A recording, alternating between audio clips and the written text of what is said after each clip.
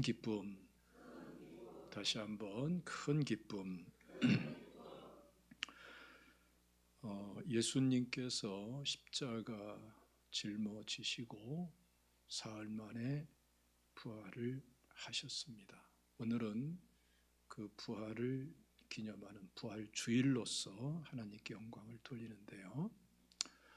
이와 관련해서 오늘 말씀은 참 우리에게 축복된 말씀입니다.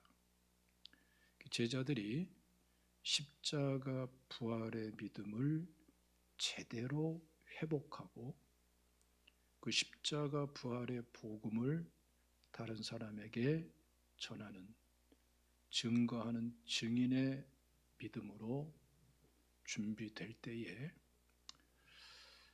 오늘 말씀 보면은 세 가지 커다란 변화가 일어나는 것을 볼 수가 있어요. 첫 번째는 50절 말씀에 나오는데요. 예수께서 그들을 데리고 베다니 앞까지 나가사 손을 들어 그들에게 축복하시더니, 이렇게 말씀하시죠. 예수님께서는 부활하시고 나서 바로 승천한 게 아니죠. 사도행전 1장 3절 보면은 40일간 제자들과 함께 계셨어요. 그리고 제자들 한 사람 한 사람을 만나 주시고 또 둘씩도 만나 주시고 하면서 그들의 믿음을 정말 진정한 십자가 부활의 믿음으로 다 세워주시는 걸 볼 수가 있습니다. 그리고 나서 승천 직전에 이 베다니까지 이들과 함께 동행하면서 거기에서 이 제자들에게 손을 들어서 축복하시는 거예요. 예수님께서 축복 기도하신 경우는 여러 차례 있습니다. 예를 들어서 오병이어로 5,000명을 먹이실 적에도 그들을 손을 들어 축복하셨어요. 그런데 5,000명을 먹이실 때의 축복은 그들을 먹이는 데 초점을 둔, 그야말로 그들이 지금 먹을 것이 없어서 지쳐서 어려움을 겪으니까 그것을 해결해 주시기 위한 기도, 축복에 초점이 맞춰져 있다면 오늘 본문 말씀은 같은 축복이라도 전혀 다르죠. 제자들이 참되게 십자가 부활의 믿음을 가지고 정말 확고한 믿음을 가지고 이제는 더 나아가서 십자가 부활의 복음을 다른 사람에게 나눠줄 준비가 되고, 그리고 증인으로서 쓰임받게 될 그런 믿음의 준비가 딱 되었을 때에 그들을 보내시면서 예수님께서 이들을 축복하시는 거예요. 이건 축복의 내용이 상당히 다르다라는 것을 우리가 볼 수가 있습니다.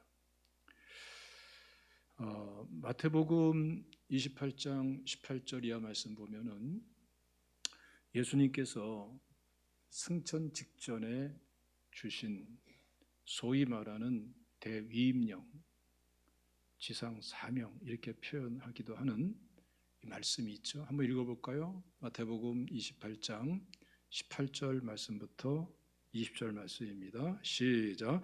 예수께서 나와 말씀하여 이르시되 하늘과 땅의 모든 권세를 내게 주셨으니 그러므로 너희는 가서 모든 민족을 제자로 삼아 아버지 아들과 성령의 이름으로 세례를 베풀고 내가 너에게 분부한 모든 것을 가르쳐 지키게 하라. 볼지어다 내가 세상 끝날까지 너희와 항상 함께 있으리라 하시니라. 예수님께서는 하늘과 땅의 모든 권세를 내게 주셨다 선포하고 이것을 전제로 해서 제자들을 보내시면서 세상 끝날까지 너희와 항상 함께 있으리라 언약하시는 것을 볼 수가 있어요. 그러니까 십자가 부활의 믿음이 딱 분명하게 준비돼 가지고 그것을 나누며 증언할 수 있을 정도로 준비가 돼 가지고 이제 예수 복음을 전하는 그 단계에 있는 이들에게 예수님께서는 하늘과 땅의 모든 권세를 가진 예수님 자신이 세상 끝날까지 항상 함께 있으면서 함께 하면서 그들의 모든 필요의 자원이 되어 주시겠다라고 약속을 하시는 거예요. 그리고 오늘 본문에서는 그 언약의 말씀이 그냥 말씀만으로 전해진 것이 아니고 그들을 향하여 손을 들어 축복하시면서 그러면서 말씀을 하시는 것이죠. 그러니까 오늘 본문에 나오는 이 축복은요, 오병이어때의 축복하고는 범위와 내용과 차원이 다른 거예요. 그래서 하나님 앞에 진짜 축복되고 또 하나님이 주신 축복이 무엇인가를 더 알아가기를 원한다면은 내 직업이 무엇이든 내 계획이 무엇이든 우리가 준비될 게 뭐냐 하면은 정말 십자가 부활의 복음이 나한테 참 믿음이 돼서 적어도 내 가족들과 이웃들에게는 내 주변 사람들에게는 그 복음을 나눌 수 있는 이러한 신앙인이 되는 게 중요한 거예요. 축복의 분량이, 축복의 차원이, 축복의 질이 다른 거예요. 사실 이 본문에서 말씀하는 축복은요, 제한된 축복이라고 말할 수가 없어요.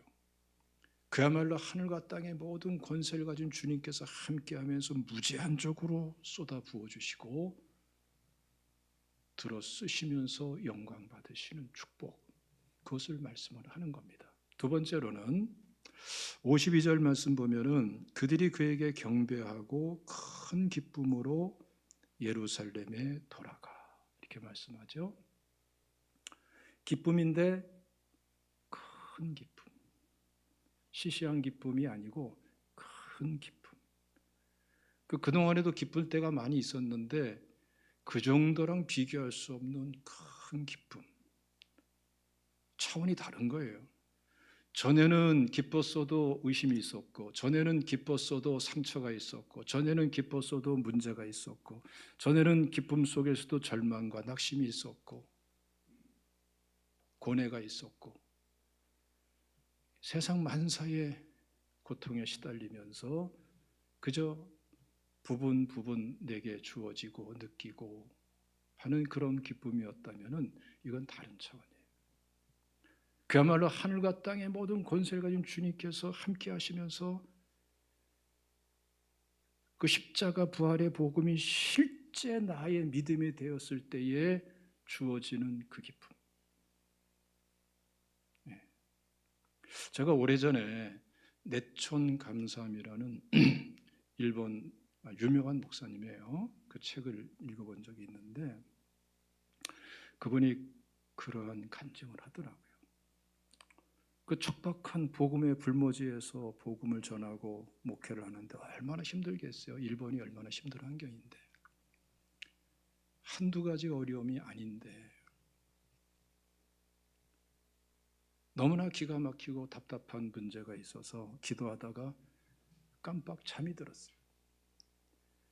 잠이 들었는데 꿈속에서 엄청나게 많은 정말 탕류라고도 말을 하죠. 그냥 급하게 흐르는 그 강줄기 속에, 강줄기 위에 이 내촌감사한 목사님이 뗏목을 타고서 그냥 휩쓸려 내려가는 거예요. 뭐 걷잡을 수 없는, 어떻게 해볼 수 없는 그러한 불강력적인 그냥 물살에 휩쓸려서 뗏목 하나 타고 콱 내려가고 있는 거예요. 그런데 놀랍게도 저 앞에 커다란 바위가 솟아 있는 거예요. 그러니까 이대로 가면 순간적으로 저 바위에 부딪혀 가지고서 뗏목은 산산조각이 나고 그 몸도 산산조각이 날 그런 상황이 돼버린 것이죠. 그 순간에 본능적으로 기도하던 분이시니까 주여 하고 꿈속이지만 기도를 했어요. 기도했는데 순간적으로 그 무서운 그 물살에 양이 확 늘어버린 거예요. 그래가지고 이 강물의 양이 확 높아지니까 그 앞에 있는 바위가 강물 속에 있고 뗏목은 그 위로 슉. 그래서 살았대요. 그렇게 된 거예요. 그걸 딱 꿈속에서 경험하고 나서 문제는 문제가 아니구나. 하나님의 은혜, 진정한 해답은 하나님의 축복, 하나님의 은혜, 하나님의 역사에 달려있구나. 그러면서 힘을 얻어가지고 그 시대에 일본에서 가장 유명한 그 내천감사 굉장히 유명한 분입니다. 그러한 영향력을 끼치는 목사님으로 영광 돌리는 걸 볼 수가 있어요. 여러분, 우리가 우리에게 주어진 은혜를 제대로 알고 그 은혜를 자기도 알 뿐더러 나눌 수 있고 그렇게 영광을 돌릴 수 있는 하나님의 사람이 되어야 될 줄로 믿습니다. 그러니까 여기서 말씀하는 기쁨은요, 의심이 떠나가고 불신이 떠나가고 사실 상황은 굉장히 불안한 상황이에요. 왜냐하면 모든 상황이 급변해가지고 유대인들조차들도 그냥 예수님을 십자가에 못 박으소서 외치고 지금 예수님이 십자가에 죽은 다음에 서로 예수님의 제자들이 누구였느냐 찾고 그리고 감옥에 가두려고 하는 그러한 상황이에요. 지금 보통 문제가 아니에요. 그렇지만 이들은 그 모든 상황을 뛰어넘어서 예수 십자가의 부활의 확신과 믿음이 꽉 들어차고 예수님의 부활이 실체가 되었을 때에 이들에게는 그 무엇도 흔들 수 없는 큰 기쁨이 꽉 차게 되었다. 우리 살면서 왜 어려움이 없겠어요? 어려움이 없는 사람은 누가 있겠어요? 종류가 다를 뿐이지. 한 주간 살면서도 기가 막힌 일이 얼마든지 있을 수 있는 게 우리의 삶이잖아요. 그러나 이것 때문에 울고 이것 때문에 웃고 맨날 좁쌀만한 것에 시달리면서 그러면서 헤어나지 못하고 이래서는 안 되고 그것을 능히 감당하고 뛰어넘을 수 있는 큰 은혜, 큰 기쁨이 우리에게 실제가 되는 역사 있어야 될 줄로 믿습니다. 이게 부활의 은혜 속에 허락된 우리가 누릴 은총인 것을 믿으시기를 축원합니다. 또 한 가지는 53절 말씀 보면은 늘 성전에서 하나님을 찬송하니라. 지금 제자들이 막 뿔뿔이 흩어지고 있었어요. 엠마오로 가는 제자들도 있었고, 근데 다 믿음이 사라지니까 다시 다 돌아와서 예루살렘에서 성전 중심으로 서로 은혜를 나누며 하나님을 찬양하는데 이 찬양의 차원도 다른 거죠. 그렇죠? 속은 그냥 썩어지고 있는데 입으로는 찬양하고 그런 게 아니죠. 한 주간에 시큰 죄 짓고 나서 회개도 제대로 안 하는 상태에서 찬양하겠다고 입을 붕어처럼 그거랑은 아니지. 그거 아니지. 그게 아니라 지금 여기서는 십자가 부활의 은혜가 확신이 꽉 있으니까 여러분 시편 말씀 보세요. 다윗 하나만 예를 들어도 정말 기가 막힐 그러한 위기 속에서도 하나님께 나가면서 기도하면서 하나님께 응답이 있고 하나님과의 관계에서 확신이 있으니까 그 절망으로 부르짖던 기도가 찬양으로 바뀌어버리잖아요. 예? 이런 일이 끊임없이 나올 정도입니다, 여러분. 그러니까 우리의 찬양이 바뀌어질 수 있고 바뀌어져야 되는 거예요.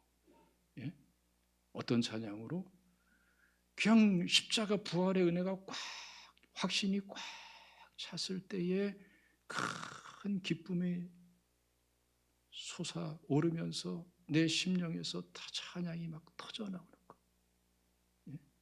입으로만 찬양하고 그냥 기교적으로만 찬양하고 이러는 게 아니고 속에서 막 우러나오는 찬양, 막 솟아오르는 찬양.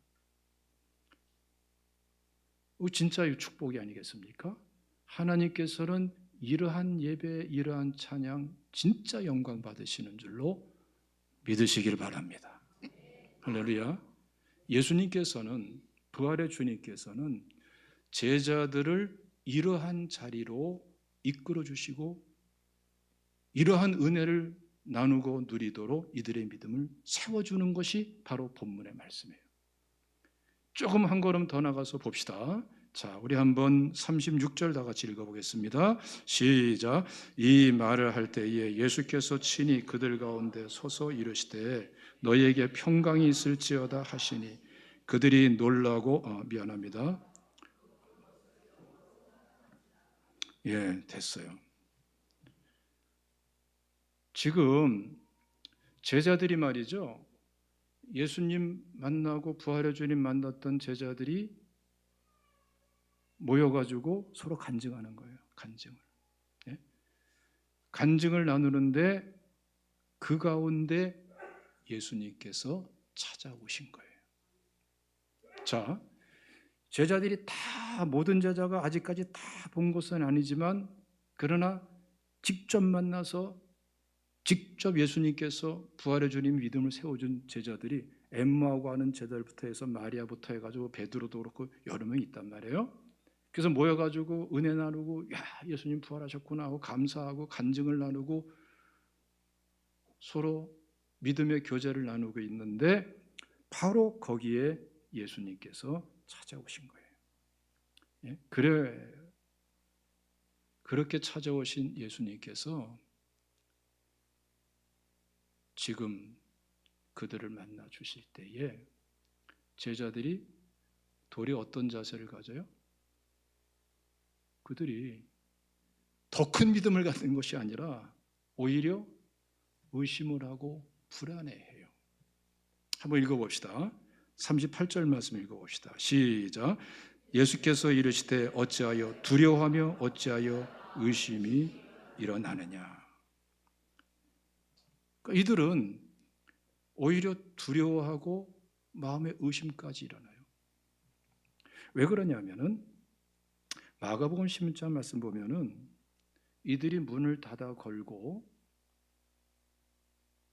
상황이 안전한 상황도 아니고 그러니까 자기들끼리 모이고 있는 거예요. 근데 예수님께서 거기에 쫙 나타나시니까 깜짝 놀란 거죠. 그래서 오늘 뭐라고 그럽니까? 아, 영이구나. 예수님께서 영으로 찾아오셨구나. 그러니까 자기들 나름대로 합리적으로 생각하는 거예요. 물론 여기서 영이라고 말하는 거는 우리말에 비슷한 용어가 있죠. 귀신. 뭐 이런 식으로 표현할 수도 있겠습니다만은 사실 이 본문에서는 그런 개념은 아니고 이들은 이미 부활의 주님을 만났고 간증을 들었고 믿음으로 받아들였어요. 그러니까 예수님이 부활하셨는데 찾아오셨으니 예수님을 어떻게 자기들 나름대로 생각하는 거였어요? 아, 부활의 몸으로 온 것이 아니라 부활의 영으로 오셨구나. 그렇게 생각하면서 처음 경험하는 사건으로 받아들이고 처음 경험하는 영으로 찾아오신 예수님을 대하면서 두려워하고 그러다 보니까 뭐가 생겨요? 예수님이 지적하듯이 의심도 생긴 거예요. 자, 이거 쉽게 말하면 이런 겁니다. 부활의 주님을 믿기는 믿는데 정확하게 믿는 것은 아니었어요. 자기 생각 나름대로 각색해가지고 믿은 거죠. 이때 문제가 뭐냐면은 참 믿음에서 이탈한다는 거예요. 그래서 두려움과 의심이 자라는 거예요. 오늘날 그리스도인들이 예수님을 안 믿습니까? 이미 죄를 회개하고 예수님을 믿음으로 영접하고 구원받은 하나님의 자녀들인데 이미 믿죠. 우리 그리스도인들이 예수님께서 나를 위해서 십자가에 죽으셨다는 것을 안 믿습니까? 이미 믿었죠. 지금도 믿고 있고. 그 예수님이 3일 만에 부활하셨다는 것을 안 믿습니까? 믿지요. 믿어져 버려요. 믿기는 분명히 믿는데, 근데 대부분의 성도님들의 믿음이 희미하고 의심이 흐르고 확신은 온데간데 없고, 이상하다. 믿긴 믿는데 큰 믿음은 찾아보기 어렵고 큰 기쁨도 찾아보기가 어렵고 속에서 솟아오르는 찬양은 거리가 멀고, 그러니까 오늘 본문에서 제자들이 받은 이 엄청난 무제한적으로 표현할 수 있는 이러한 축복과도 거리가 멀고, 그래서 어중간하게 사는 거예요. 예? 믿기는 믿어. 근데 큰 확신은 없어. 바로 오늘 본문의 이 제자들과 같은 것이죠. 여기에는 뭐가 있냐면은 자의식, 자해석이 있는 거예요. 자기 생각의 구조에 따라서. 그래서 어느새 생각이 말씀에서 그리고 실제에서 벗어나 있는 것이죠. 그래서 예수님께서는 이러한 상태, 두려워하고 의심이 자라고 있는 이러한 상태의 제자들을 큰 기쁨과 솟아오르는 찬양과 주님이 부어줄 축복으로 세워주기 위해 가지고 두 가지 일을 하시는 것을 볼 수 있어요. 오늘 이 시간도 우리가 이 두 가지 내용을 잘 이해하고 받아들이면은 이 큰 은혜가 넘칠 줄로 믿으시기를 축원합니다. 자, 첫 번째 39절 말씀부터입니다. 다 같이 읽어보겠습니다. 시작. 내 손과 발을 보고 나인 줄 알라. 또 나를 만져보라. 영은 살과 뼈가 없으되 너희 보는 바와 같이 나는 있느니라. 이 말씀을 하시고 손과 발을 보이시나 그들이 너무 기쁨으로 아직도 믿지 못하고 놀랍게 여길 때에 이르시되 여기 무슨 먹을 것이 있느냐 하시니 이에 구운 생선 한 토막을 드리니 받으사 그 앞에서 잡수시더라. 자, 보세요. 예수님께서는 뭔가 석연치 않은 믿음에 머물러 있는 이들에게 첫 번째 딱 확실하게 믿음을 세워주는 방식으로 예수님 자신을 경험하도록 하시는 거예요. 십자가 부활의 주님을 체험하도록 하시는 거예요. 막연한 생각에, 모호한 생각에 머물러 있는 사람을 확실하게 생각을 정리해주고 믿음을 정리해주는 것은 말씀이 실제다, 하나님이 실제다 라는 경험, 체험 중요합니다. 도마도 그랬지 않아요? 네. 여러분 이 시간에 마음속에 잘 정리해 보세요. 한 주간을 거저 보내지 마시고, 한 주간은 엄청난 시간이고 너무나 소중한 시간이에요. 오늘 이 시간부터라도 마음의 결단을 해보세요. 내가 정말 이번 한 주간은 참되게 회개하고 참되게 용서하며 정말 말씀과 기도 가운데에 하나님께서 순종하라고 하는 말씀에 그대로 순복하며 기도하면서 순복하며 내가 살아보겠다 결단해 보세요. 그리고 실제로 해보세요. 일주일은커녕 불과 며칠도 안 가서 야, 말씀이 사실이구나. 하나님 살아계시구나. 지금 이렇게 하나님이 일하고 계시구나. 모든 어려움이 다 떠나가서 그런 믿음을 갖게 되는 것이 아니에요. 여러 가지 어려움들이 있어도 이 가운데 하나님이 섭리하고 계시구나. 오히려 이것 때문에 내가 지금 더 성숙해지고 있구나. 내 그릇이 커지고 있는 것이었네.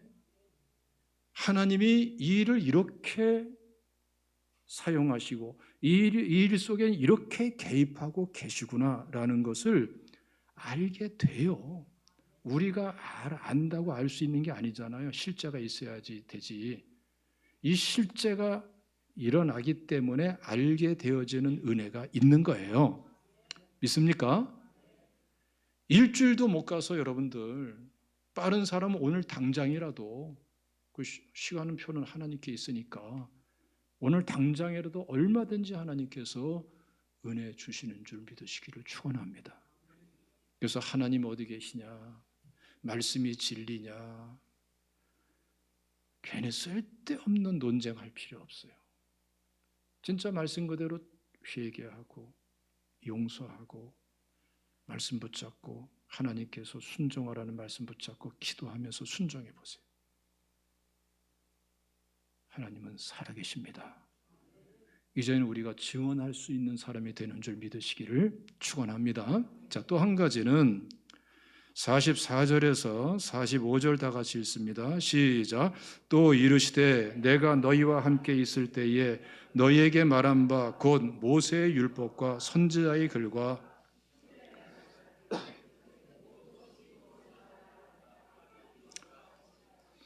이에 그들의 마음을 열어 성경을 깨닫게 하시고.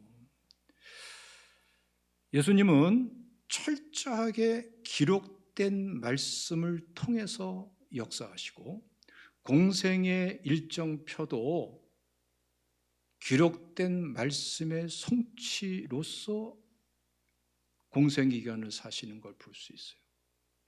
예수님에 관한 것을 보면은 너무나 정확하게 시간, 상황에 맞게 말씀이 성취되면서 공생애가 이루어지는 걸 볼 수 있어요. 지금 기록된 대로라는 말씀을 중심으로 해서 뭘 말씀하냐면은 예수님이 말씀하는 거예요. 나에 대해서 기록된 대로 지금 다 성취돼서 십자가와 부활이 실제가 되었다라는 것을 말씀을 하는 거예요. 그러면서 말씀을 풀어서 설명을 해 주시는 거예요. 그랬더니 이들의 마음의 변화가 일어났어요. 오늘 이 24장에 마음이라는 단어가 2번 나옵니다. 32절에 보면은 엠마오로 가던 두 제자죠. 이렇게 고백합니다. 우리에게 성경을 풀어주실 때에 우리 속에서 마음이 뜨겁지 아니하더냐. 이들 의심하고 낙심해서 엠마오 고향으로 가다가 예수님과 같이 걸어가면서 말씀을 풀어주시는 말씀을 들으면서 그들의 마음이 막 뜨거워졌다는 거예요. 직역을 하면 불타올랐다고 이렇게 번역할 수도 있는 말이에요. 여러분들 말씀으로 인해서 심령이 뜨거워지는 것을 경험하신 분들이 많이 있을 거예요. 이게 그리스도인들에게 주어진 축복입니다. 여기에 사용된 마음이라는 단어는 카르디아라는 단어를 사용했어요. 우리 인격을 지정의 전인으로 말하죠. 그것을 담는 그릇의 개념이 카르디아라는, 그래서 우리말의 마음이라고 많이 번역이 돼요. 근데 오늘 본문에 보면은 마음이란 단어가 또 나오죠. 45절 말씀에 보면은 이에 그들의 마음을 열어 성경을 깨닫게 하시고, 여기서 마음이라고 번역을 했습니다만 단어는 달라요. 누스라는 단어예요. 이것은 지정의 중에서 생각에 해당되는 거예요. 사고력, 판단력, 분별력, 생각의 기준, 가치 체계, 여기에 해당되는 거예요. 그러니까 지금 이들은 예수 십자가 부활의 은혜를 믿기는 믿는데 자기의 가지고 있는 생각의 틀, 사고방식의 체계, 그쪽으로 쏠려서 두려워하고 의심하면서 가져야 될 믿음을 제대로 갖지 못하고 있을 때에 예수님께서는 어떻게 하셨다는 겁니까? 그들의 생각을 열어주셨다는 거예요. 그들의 생각을 열어주시면서 말씀을 풀어주시니 이들에게 있어서 믿음이 회복되고 하나님께 축복받고 찬양드리고 크게 기뻐할 수 있는 사람들로, 또 십자가 부활의 복음을 나누고 전할 수 있는 사람으로 확 믿음이 세워지더라는 거예요. 그러니까 여러분, 우리가 이 시간에 기도할 적에 여러분 자기 자신의 마음을 놓고 기도해야 됩니다. 주님, 내 마음속에 복음의 실제가 십자가 부활의 복음이 가득 담기게 해주세요. 주님, 내 지정의 속에, 주님 내 마음 속에 이 십자가 부활의 은혜가 담기게 해주세요. 이것을 가로막는 내 사고방식이, 내 사고차계가 달라지게 해주세요. 우리 생각이 대단한 것 같지만 여러분, 사실 우리가 이 땅에 태어나서 살고 있기 때문에 한국 사람의 사고방식 가지고 있는 거예요. 하고 한국 사람의 가치체계를 가지고 있는 거예요. 우리 생각이 대단한 것 같지만 이거는 넓게 생각하면 역사와 문화의 산물일 뿐인 거예요. 이것은 상대적인 가치고 제한적인 기준이에요. 내가 이것에 갇혀서 내가 진리의 말씀을, 십자가 부활의 복음을 배척하지 않게 해주세요. 내 생각의 경관진들이 해체되게 해 주시옵소서.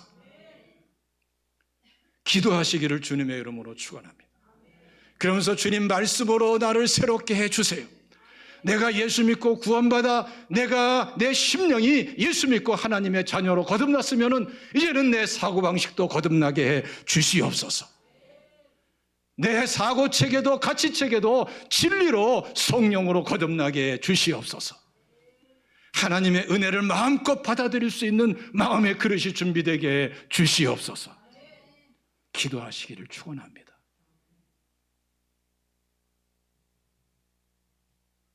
우리 주님께서는 우리를 들어 쓰시길 원하시는 거예요. 우리의 믿음을 세워주길 원하시는 거예요. 그리고 우리를 축복하시길 원하시고 예수님 자신이 우리의 축복이 되길 원하시는 거예요. 우리가 큰 기쁨, 낙심과 절망과 아픔과 상처, 장벽을 뛰어넘는 큰 기쁨으로 영광 돌리길 원하시는 거예요. 할렐루야. 이 한 주간에 찬송이 심령에서 자꾸 솟아오르는 축복의 시간 이어지시기를 주님의 이름으로 축원합니다. 기도하겠습니다. 감사하신 주님, 오늘 말씀이 이 한 주간 우리